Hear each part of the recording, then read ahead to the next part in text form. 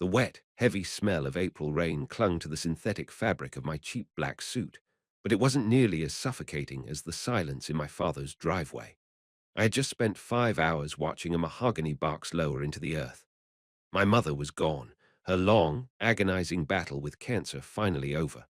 I was hollowed out, operating on 2 hours of sleep and a diet of lukewarm funeral home coffee. When I pulled my rusted sedan up to the house I had spent the last 4 years of my life in, the house I moved back into to help pay the bills when my father's business crumbled, I found 3 black, heavy-duty contractor trash bags sitting on the curb. They were tied off with aggressive, tight knots. Through the clear plastic of the top bag, I could see my mother's framed degrees, my childhood photo albums, and my winter coats. The front door clicked open. Brenda stood in the threshold, a porcelain mug of chamomile tea cradled in her manicured hands. She hadn't attended the funeral. She claimed her chronic migraines were acting up, yet here she was, perfectly coiffed, wearing a silk robe that my father certainly couldn't afford. "Oh, Julian, you're back," she said, her voice dripping with a calculated, superficial pity. "I didn't think you'd be back so soon."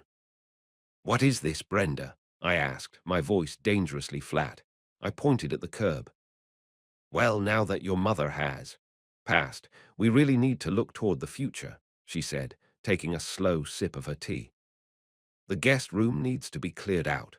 My daughter, Chloe, is moving back from college next week, and she needs her space. I figured since you were already out of the house today, it was the perfect time to transition. You threw my life onto the curb while I was burying my mother." My father appeared behind her in the foyer. He looked shrunken, his eyes darting between me and his new wife. Richard Vance had once been a proud man, but a series of catastrophic bad investments and a textbook midlife crisis had turned him into Brenda's shadow. "Dad," I looked past her, "you knew about this." "Julian, son, let's not make a scene," he mumbled, refusing to meet my eyes. "Brenda's right about the space. You're 26. It's time you found your own place anyway. We've been carrying you." The sheer audacity of the line nearly made me laugh out loud. Carrying me. For the past 24 months, 60% of my salary as a junior quantitative analyst at a distressed asset hedge fund had gone directly into their joint account to keep the bank from wresting the keys of this very house out of their hands. My father's credit was shot. The mortgage was a ticking time bomb. "I see," I said. I didn't scream. I didn't cry. The grief inside me hardened into something dense, cold, and razor-sharp. "You're absolutely right. It's time I leave." I loaded the 3 trash bags into my trunk, the wet plastic tearing slightly against the rusty latch. As I drove away into the gray dusk, leaving the affluent suburbs of Connecticut behind, I reached for my phone and dialed Marcus, my managing director. "Julian, I thought you were off until Wednesday for the funeral," Marcus said, his voice bustling with the background noise of Manhattan traffic. "I need access to the proprietary distressed residential database," I said, my voice cutting through his pleasantries like a blade. "Specifically, the private label securitized tranches for Fairfield County. I'm looking for a specific non-performing note." There was a pause on the line. Marcus knew my background. He knew my father was drowning. "The Vance property. They just evicted me, Marcus, while I was at the cemetery. Open the terminal for me." "Consider it done," Marcus muttered. "Don't get emotional, Julian. Get even." I spent the entire night in my tiny, rented studio apartment in Queens, surrounded by the 3 trash bags. I didn't even unpack them. Instead, I sat under the harsh glare of dual monitors, bathing my face in blue light as I dug into the financial underbelly of my father's estate. What I found was beautiful in its absolute devastation. My father and Brenda had taken out a predatory subprime refinance package 3 years ago to fund Brenda's boutique clothing store, a business that failed within 6 months.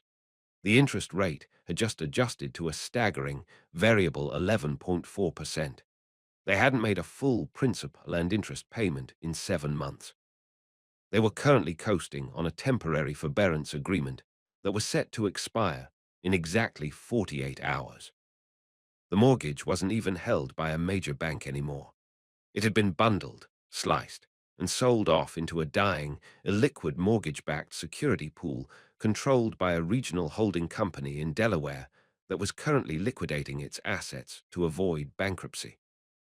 To the holding company, my father's $1.2 million mortgage was a toxic cockroach. They wanted it off their books at any cost. To me, it was a golden ticket. Through my years at the firm, I had established a personal LLC, Acheron Holdings, for my own private investments.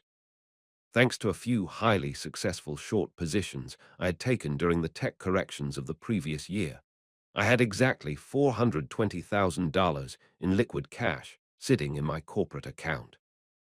On Friday morning, I submitted an aggressive, cash-blind bid to the Delaware Holding Company to purchase the non-performing note for the Vance property. I offered them $380,000 flat, cash up front, closing within 24 hours. It was a massive discount on the face value, but in the world of distressed debt, a bird in the hand is worth 10 in a foreclosing bush. The weekend was an agonizing blur of paperwork, compliance sign-offs from my firm to ensure no conflict of interest, and the rhythmic ticking of the clock. By 9:00 a.m. on Monday morning, while Brenda was likely scheduling a facial, and my father was pretending to look for consulting work, the digital ink dried on the wire transfer. The digital deed of trust shifted. The promissory note was physically couriered to my office. I was no longer the son who had been thrown out with the trash. I was the line item on their balance sheet. I owned their debt. I owned their roof. I owned every single square inch of the dirt they walked on. At 10:30 a.m., I called a licensed private process server named Frank, a burly ex-cop who specialized in high-end suburban evictions. "Frank," I said, leaning back in my leather office chair, looking out over the Manhattan skyline, "I have a special delivery for a house in Greenwich. I need it served before noon." "What's the flavor, Julian?" Frank asked, chewing on a matchstick over the phone. "A formal notice of default, acceleration of debt, and demand for immediate full payment," I replied smoothly. "No payment plans, no restructuring. They owe the full accelerated balance of $1.2 million by Friday, or we begin immediate physical foreclosure." "Ouch," Frank chuckled. "Who's the unlucky bastard?" "My family," I said. The reaction was instantaneous. By 11:45 a.m., my phone began to vibrate violently against my desk. The caller ID read Dad. I let it ring until it went to voicemail. 10 seconds later, it rang again, and again. Then came the text messages from Brenda. "Julian, what is the meaning of this? Some disgusting man just handed your father a legal document at the front door. He says we're being foreclosed on by an LLC. Call your father right now and fix this. You know people in finance." I waited until exactly 1:00 p.m., the peak of the lunch hour, before I finally picked up the phone. I didn't call my father. I called Brenda directly. "Julian," she shrieked the moment she answered, her voice trembling with an exquisite mix of rage and panic. "Thank God. Your father is having a panic attack. Some shady company called Acheron Holdings bought our mortgage, and they're demanding over $1 million by Friday. They're saying we have to vacate. You need to talk to Marcus, or whoever your bosses are, and get this stopped." "Brenda," I said, keeping my tone perfectly conversational, almost pleasant, "take a deep breath." "How can I breathe? This is our home. Chloe's things are arriving tomorrow. We don't have that kind of money. The bank told us we had until the end of the month to sort out the forbearance." "The bank didn't own your debt anymore, Brenda. They sold it." "Well, who the hell is Acheron Holdings? Who owns it?" I took a slow sip of my black coffee, enjoying the bitter warmth of it. "I do." The silence that followed was absolute. It was the kind of silence that happens right after a lightning strike, before the thunder tears the sky open. I could hear her shallow, ragged breathing over the encrypted line. What? She whispered, the venom completely drained from her voice, replaced by a cold, dawning horror. What did you say? I bought the mortgage, Brenda, I repeated, each word deliberate and weighted. I am Acheron Holdings. I bought your distress note on Friday morning, right after I got back from the cemetery. You remember Friday, don't you? The day you put my mother's life in trash bags on the curb. Julian, you can't do this, she stammered, her voice suddenly sounding very small, very fragile. We're your family, your father. My father stood by and watched you throw away my mother's memories while her grave was still fresh, I interrupted, my voice dropping an octave, losing any trace of warmth. You wanted to transition the house, Brenda. You wanted more space for Chloe. Well, you're about to get all the space you want, because by Friday afternoon, you won't have a roof over your head. Julian, please, a new voice broke in. My father had apparently been listening on the extension. His voice sounded broken, aged by a decade in a matter of minutes. Son, please, don't do this to us. We made a mistake. Brenda was hasty, I know, but this is my home. I built this life. You built it on my mother's back, Dad, I said coldly. And then you let this woman scrape her memory away like grease off a stove. You have until Friday at 4:00 p.m. to wire $1.2 million to Acheron Holdings account. If the funds aren't there, the moving trucks will be. And unlike you, I won't use trash bags. I'll just have the sheriff throw everything straight into the mud. I hung up before either of them could utter another word. My heart was pounding, not with fear, but with a strange, intoxicating sense of clarity. The game had begun, and for the first time in my life, I held all the cards. By Tuesday morning, the frantic energy shifted from my phone to the physical world. I didn't go into the office. I took a personal day and parked my sedan half a block down from the Greenwich house. I wanted to see the cracks forming in the foundation of their manufactured paradise. Around 10:00 a.m., a bright yellow rental truck pulled into the driveway. Chloe had arrived. She hopped out of the passenger seat, wearing oversized designer sunglasses and holding a tiny, pristine puppy. She looked exactly like Brenda had at her age, polished, expensive, and utterly blind to the fact that the ground beneath her feet was turning to quicksand. Brenda met her at the door, but there were no celebratory hugs. Even from 50 yards away, I could see the frantic, jerky movements of Brenda's hands as she gestured wildly toward the house, then toward the street. Chloe's jaw dropped. She looked at the rental truck, then at her mother, and immediately began typing furiously on her phone. A few minutes later, my father stepped out onto the porch. He looked worse than he had on Monday. His shoulders were slouched, and he was holding a stack of neon-colored past-due notices that had accumulated over the months. He and Brenda began arguing right there on the lawn, their voices carrying over the manicured hedges. Chloe slammed the door of the rental truck and sat inside with the engine idling. My phone buzzed in my lap. It was a text from my father. Julian, we need to meet, face to face. Please, just give me 20 minutes. I'm at the diner on Route 7. I waited 10 minutes before typing back a single word. No. 30 seconds later, he sent another. Please, Julian. For your mother's sake, she wouldn't want this. Invoking my mother's name was the absolute worst move he could have made. A hot, searing wave of anger flushed through my chest, replacing the cold detachment I had carefully cultivated. I started the engine, slammed the car into drive, and tore down the street toward Route 7.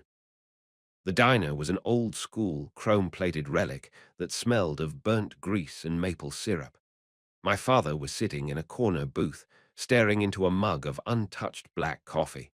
He looked completely defeated, a ghost of the man who used to lecture me about corporate synergy and appearance. I sat down across from him without taking off my coat. I didn't order anything. You shouldn't have brought Mom into this, I said, my voice quiet but venomous. He flinched, looking up with bloodshot eyes. Julian, I'm sorry, about everything, the trash bags, that was Brenda's doing. She got ahead of herself. She was stressed about Chloe moving back, and she... Stop lying for her, Dad, I snapped. You stood there. You let it happen. You told me I was being carried. I was paying the principal on your predatory loan while you were buying her silk robes. He covered his face with his hands, his shoulders trembling. I didn't know what else to do. My business is completely gone, Julian. The consulting gigs are a myth. We've been living on credit cards for a year. If we lose the house, we have nothing. We'll be completely destitute. Then you should have thought about that before you treated your son like garbage, on the day he buried his mother. Please, he whispered, looking up through watery eyes. There has to be a compromise. You're a quantitative analyst. Restructure the loan for us. Give us a year to pay it back. We'll pay you interest. You'll make a profit. I leaned forward, resting my forearms on the sticky table. You don't understand the mechanics of what happened to you. I didn't buy this note to make a profit, Dad. I bought it to foreclose. I didn't buy a financial asset. I bought a weapon, and I am going to use it. You're a monster, a sharp voice cut through the diner. I looked up to see Brenda standing at the edge of the booth. She must have followed my father from the house. Her perfect hair was slightly disheveled from the wind, and her eyes were wide with a desperate, feral rage. Look at you, she hissed, pointing a manicured finger at me. Leaning over your own father like a vulture. He raised you. He gave you everything. And you're going to throw him on the street, over some plastic bags. Several people in the neighboring booths turned to look. I didn't blink. I didn't raise my voice. Sit down, Brenda, I said calmly. Or leave. You're making a scene in front of the truckers. She slammed her designer purse onto the table, sitting heavily next to my father. We are going to fight this. I called a real estate attorney this morning. He said what you did is predatory. You used inside information from your hedge fund to target your own family. We'll sue you for every dime you have. I couldn't help but smile. It was a genuine, amused laugh that seemed to infuriate her even more. Go ahead, I said. Fire up the attorney, but let me save you the retainer fee. Acheron Holdings bought the note from an open, liquidating secondary market tranche. The asset was publicly listed for distressed bidding. My firm cleared the compliance check because I used my own personal capital through an independent LLC that has no operational ties to the fund's current portfolio. It's a clean, standard debt acquisition. Your attorney will tell you the exact same thing right before he asks for a $5,000 deposit that you don't have. Brenda's mouth opened, but no sound came out. She looked at my father, expecting him to counter me, but he just kept his head down, staring into his cold coffee. And as for inside information, I continued, targeting Brenda directly, the only information I used was the fact that you haven't paid your bills in 7 months. That's not a corporate secret, Brenda. That's just public default data. Julian, my father groaned, his voice cracking. Where are we supposed to go? I don't care, I said, standing up and buttoning my coat. You have until Friday at 4:00 p.m. If the full balance isn't wired, the eviction notice becomes an active writ. The movers are already scheduled for Saturday morning at 8:00 a.m. I walked out of the diner without looking back, leaving them sitting in the vinyl booth under the flickering fluorescent lights. By Wednesday, the psychological warfare intensified. Brenda tried a different tactic, public shaming. I woke up to a dozen notifications on my social media accounts. She had posted a lengthy, tearful status update detailing how her cold-hearted stepson was using financial loopholes to evict his grieving, elderly father from his home just days after his mother's death. She painted herself as the protective matriarch and me as a corporate psychopath. Chloe shared it, adding her own commentary about how vile and toxic I was. Extended family members I hadn't spoken to in years began texting me, offering unsolicited moral lectures. Julian, this is unchristian. Your mother would be ashamed of you, wrote an aunt from Ohio who hadn't even sent a card when my mother was in hospice. I deleted the texts, blocked the numbers, and spent my Wednesday evening executing the next phase of the liquidation. I contacted an estate auctioneer who specialized in high-end residential liquidations in the Fairfield County area. I have a property going into foreclosure this weekend, I told the agent on the phone. The contents of the house are legally tied to the chattel clause of the secondary mortgage contract if the debt isn't satisfied. I want an immediate appraisal of the luxury furniture, the electronics, and the boutique inventory stored in the garage. We can have a team there Monday morning after the writ is executed, the agent replied. Perfect. Keep it on standby. Thursday was the day of silence. No calls from my father, no texts from Brenda, no hysterical posts on social media. It was the eerie, pressurized quiet that precedes a hurricane. I knew they were scrambling, trying to find a hard money lender or a rich friend who would throw them a lifeline. But in the affluent circles Brenda ran in, friendship was a currency that evaporated the moment you became a liability. Nobody was going to write $1 million check to save a sinking ship in Greenwich.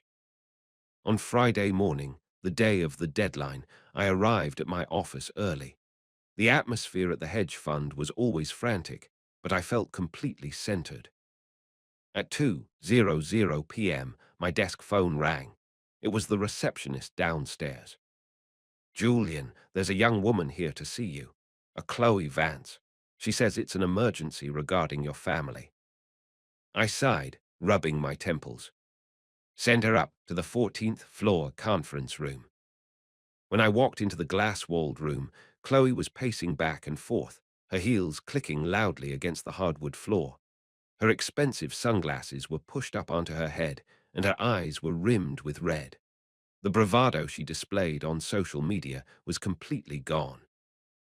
Julian, she said, rushing toward me the moment the door clicked shut. You have to stop this. You have to. Chloe, I said, sitting at the long mahogany table. You shouldn't have come here. This is a place of business. My mother is packed up in tears, Julian. She's hysterically crying on the living room floor. Dad is just sitting in the kitchen staring at a wall. We don't have anywhere to go. The rental truck is still in the driveway, costing us money every day.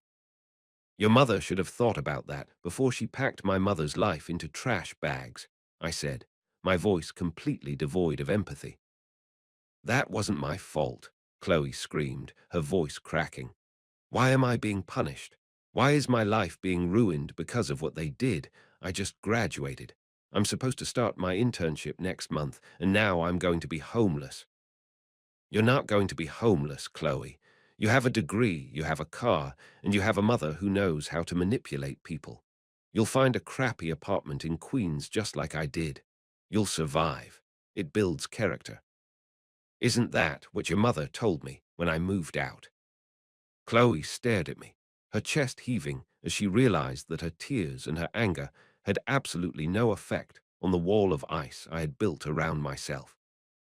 You're a psycho, she whispered, backing away from the table. You really are. You're completely empty inside. Maybe, I said, checking my watch. It's 2:45 p.m. You have exactly 1 hour and 15 minutes to find $1 million. I suggest you start walking. She turned and stormed out of the conference room, slamming the heavy glass door so hard I thought it would shatter. I went back to my desk and watched the clock. 3:00 p.m., 3:30 p.m., 3:55 p.m. I opened the Acheron Holdings corporate banking portal on my screen. The balance sat at $40,000, the remainder of my liquid cash after buying the note. I hit refresh. 4:00 p.m. The screen blinked. The balance remained exactly the same. No wire transfer had arrived. The debt was officially unsatisfied. The acceleration period had expired. I picked up my phone and dialed Frank, the process server. Frank, I said, my voice steady and cold. The clock just struck 4. Call the Fairfield County Sheriff's Office. Tell them the writ is active. We execute the physical foreclosure tomorrow morning at 8:00 a.m. sharp. Copy that, Julian, Frank said, his voice entirely professional. I'll have the crew and the trucks ready. See you on the lawn. I hung up the phone, leaned back in my chair, and looked out over the city. The rain had finally stopped, and a sliver of late afternoon sunlight was breaking through the grey clouds, catching the sharp angles of the skyscrapers. My mother's funeral had been 5 days ago. It felt like 5 lifetimes. The grief was still there, a heavy, permanent weight in the center of my being, but the chaotic, messy anger had been replaced by something structured and mathematically perfect. Tomorrow, the trash bags would be on the other side of the curb. The air at 7:30 a.m. on Saturday morning was crisp, devoid of the previous week's rain. I sat in my sedan, parked in the exact same spot half a block down from the Greenwich house. The quiet of the affluent neighborhood was shattered by the low, heavy rumble of two industrial moving trucks and a white Ford Explorer bearing the emblem of the Fairfield County Sheriff's Department. Frank stepped out of the lead moving truck, wearing a neon vest and carrying a clipboard. Two deputies in crisp uniforms joined him on the pavement. I opened my car door, adjusted the lapels of my dark coat, and walked down the asphalt to meet them. "Morning, Julian," Frank said, offering a tight, professional nod. "Everything is locked and loaded. Writ of execution is signed by the clerk. We're legally cleared to clear the structure." "Let's get it over with," I said. As our small procession marched up the cobblestone driveway, the front blinds of the house twitched violently. A moment later, the front door flew open. My father stepped out onto the porch, wearing a wrinkled button-down shirt and sweatpants. He looked entirely unwashed, his hair standing up in chaotic tufts. Brenda hurried out right behind him, wrapped in a heavy cardigan, her face pale and entirely devoid of makeup. "What is this?" my father hollowly shouted, his voice cracking against the morning air. "Julian, it's Saturday. You can't do this on a Saturday." The lead deputy stepped forward, unclipping a thick manila folder from his belt.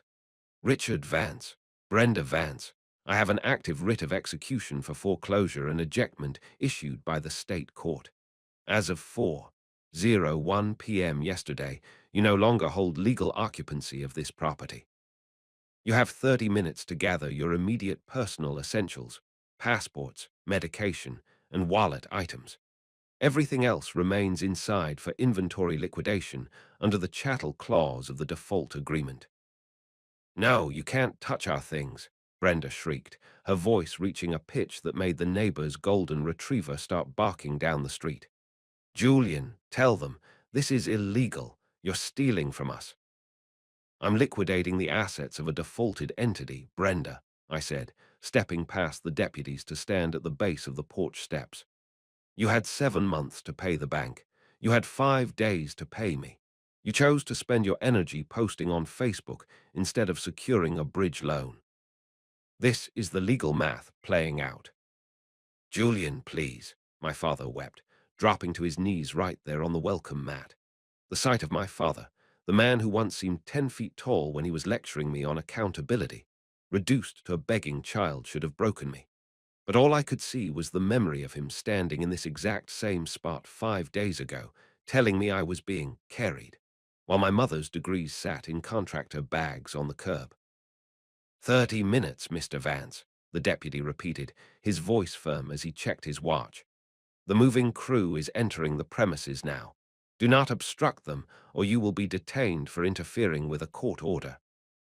Frank waved his hand, and 6 burly men in heavy boots marched up the steps.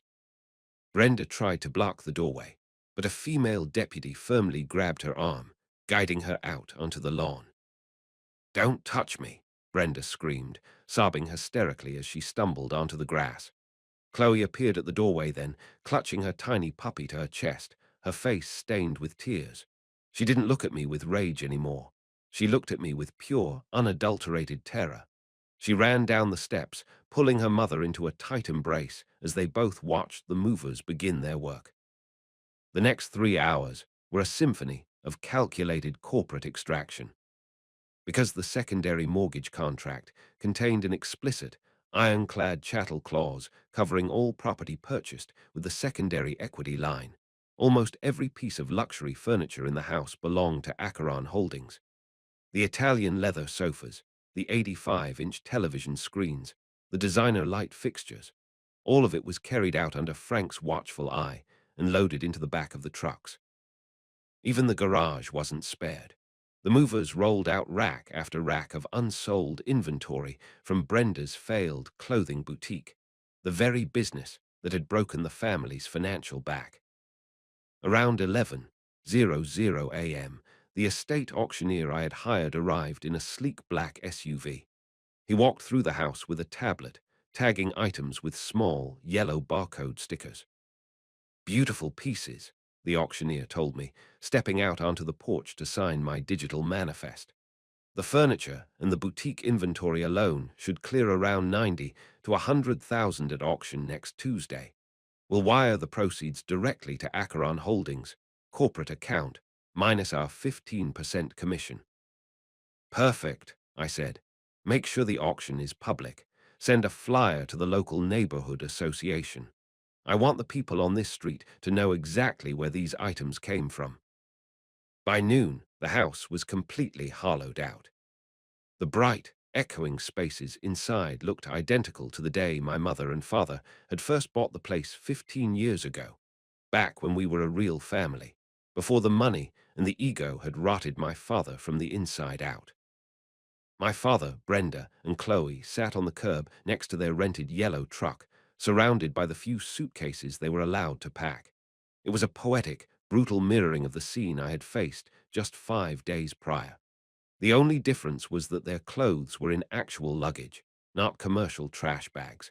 I had at least granted them that small shred of human dignity. I walked down the driveway, the gravel crunching beneath my shoes. The deputies were wrapping yellow security tape across the front door, sealing the locks that Frank's locksmith had just replaced. I stopped a few feet away from where the three of them sat on the concrete. My father looked up, his eyes completely hollowed out. "Where are we supposed to go, Julian?" he whispered, his voice barely audible over the idling engine of the moving trucks. "We have no cash. Our credit cards are maxed out.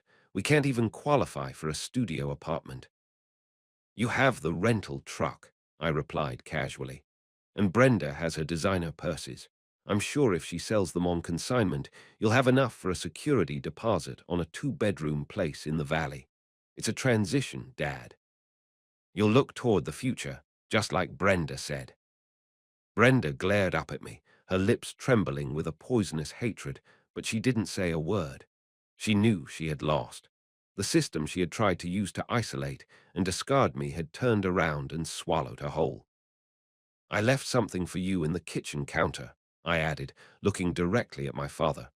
"The only thing I didn't liquidate." He frowned slightly, confusion flickering through his exhausted features. "What?" "The money I paid into your joint account over the last 2 years," I said. "I tallied up every single dollar I gave you to keep this house afloat while you were lying to me. I deducted the cost of my legal fees, the process servers, and the moving crew from that total. There was exactly $6,400 left over." I pulled a small, white envelope from my coat pocket and dropped it onto the asphalt at his feet. "Consider it your severance package from my life," I said. "Don't call me again.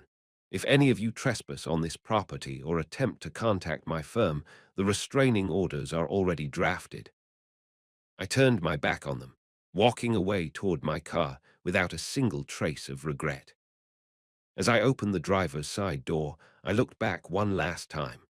The Greenwich House, the monument to my father's vanity and Brenda's greed, stood silent and empty under the bright afternoon sun. The yellow security tape fluttered slightly in the breeze. I got into my rusted sedan, started the engine, and drove toward the highway. For the first time since my mother had closed her eyes in that hospice room, the crushing weight in my chest felt manageable. The grief was still there, a permanent resident in my soul, but the clutter had been cleared out. The trash had been thoroughly moved to the curb. I had an appointment at 2:00 p.m. with a high-end monument mason in Queens to finalize the design for my mother's headstone. It was going to be solid, unyielding granite, carved with her maiden name and her academic achievements. It was going to be beautiful, permanent, and entirely paid for by Acheron Holdings. The game was over. I had won. And as I merged into the afternoon traffic heading toward the city, I finally allowed myself to smile.